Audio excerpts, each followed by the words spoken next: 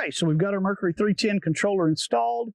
We've got our linear actuator hooked up to the gate. In this case, it's a Titan 912L linear actuator. We've got it wired to the board here at motor 1.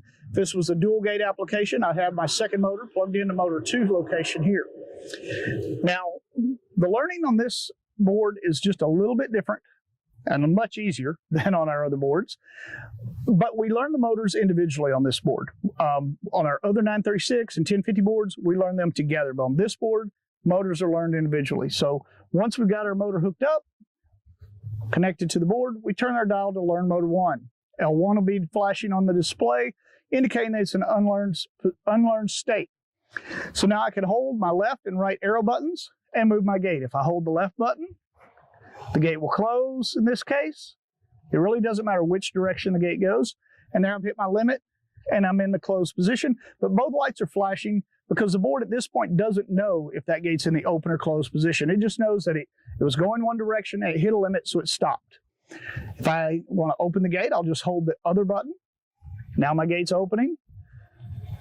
And I can adjust my open limit position. So you need to get your limits adjusted properly. Again, you can hold the left and right hand buttons, adjust your limits, get your gate stopping in both the open and closed positions where you want it. Once you've got that done, we usually like to put the gate about the midway position to begin at the actual learning process.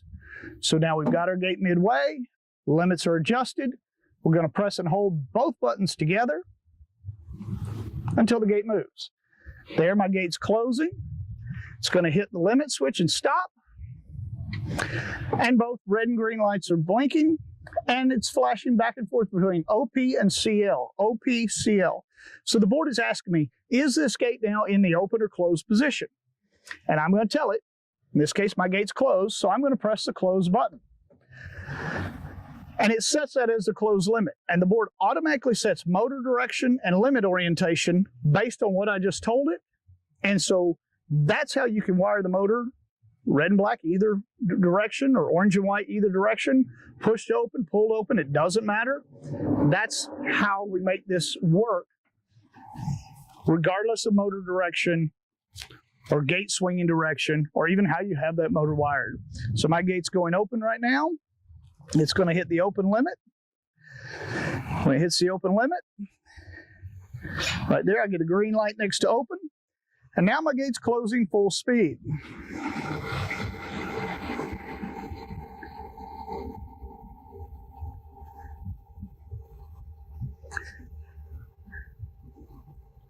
It's going to slow down and hit the close limit and stop. Now it's going to reopen one more time at full speed. Again, it's still learning, so let it go through this entire process without interruption. And you'll notice that we didn't connect any accessories to this unit yet. No photo eyes, no edges, nothing. There's our open limit, gate stopped. Learning is finished. Now, if this were a dual gate application, I would simply get my other motor connected to the motor 2 side of the board,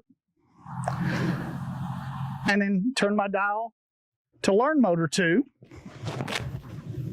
right there.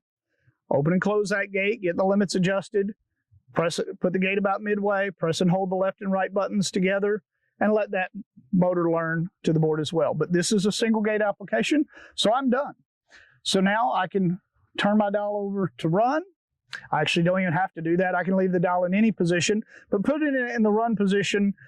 Make sure that nobody can come in here and just change any parameters accidentally.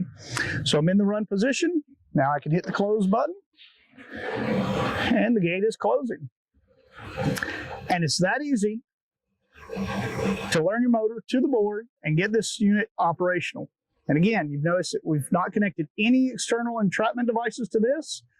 Of course, we always recommend that you do put non-contact sensors on the system, photo eyes, or even edge switches. Those are a contact sensor, but external safety devices are always a good idea. While they aren't required by this board to be UL 325 compliant, they're always still a really good idea just to keep that gate even safer. So there we are. We're fully programmed and we are operational at that point. So that's how easy it is to learn the motor to the board.